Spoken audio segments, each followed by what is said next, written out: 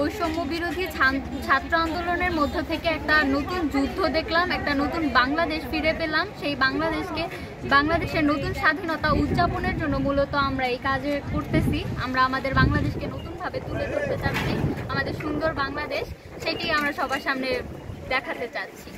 আমাদের দেশে আমরা একসাথে অনেক ধর্মের মানুষই থাকি, তো আমাদের দেশটা মূলত গণতন্ত্র দেশ। আমরা চাই সকল ধর্মের মানুষ যাতে সমান অধিকার পায়।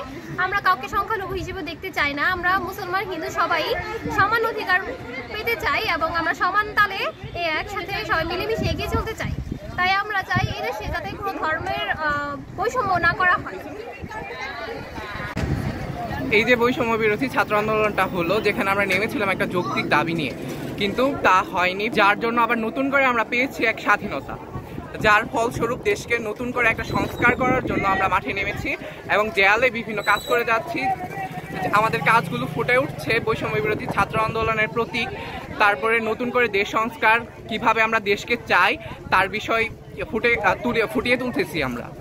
এইটুকুই আমরা করতেছি এবং আমাদের কিছু দল ট্রাফিকে আছে, গ্রাফিতিতে আছে, সবাই যার যার মতো করে দেশকে এগিয়ে নিতে যাচ্ছে। শুধু জামালপুর না, সারা দেশের মতো সারা দেশেই কিন্তু এই গ্রাফিতিটা চলছে দেশকে সংস্কার করার কাজে।